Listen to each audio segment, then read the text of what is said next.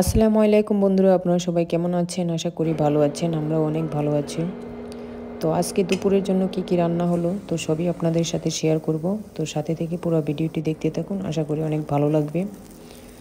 তো আজকে নতুন আলু দিয়ে স্পেশালি রান্না করতেছি হাঁসের মাংস।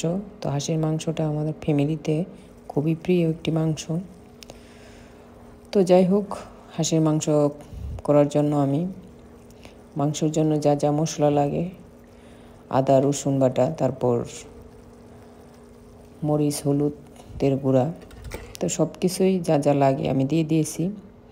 তো এই তো মাংসগুলো আমি পরিষ্কার পরিচ্ছন্ন করে ধুয়ে নিয়েছিলাম। তো এবার মশলা কষানো হয়ে গেছে, তো এবার এগুলো আমি ঢেলে দিলাম।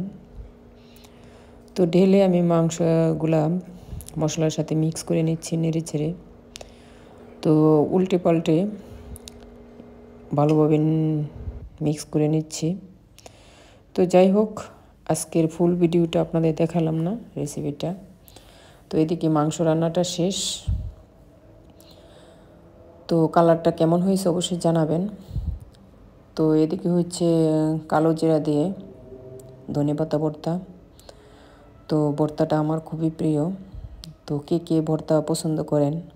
তো এটা কিন্তু না, তারপরেও আরেকটা জিনিস থাকতেছে, সেটা হলো কুমড়োর বড়া, কুমড়ো ফুলের বড়া।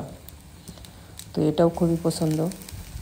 তো যাই হোক, আজকে দুপুরের মেনুতে এগুলোই থাকছে। তো দেখতে কেমন হয়েছে অবশ্যই জানাবেন কমেন্ট করে। আর ভিডিওটি ভালো লাগলে লাইক শেয়ার করে দেবেন। তো আজকের মতো বিদায় নিচ্ছি।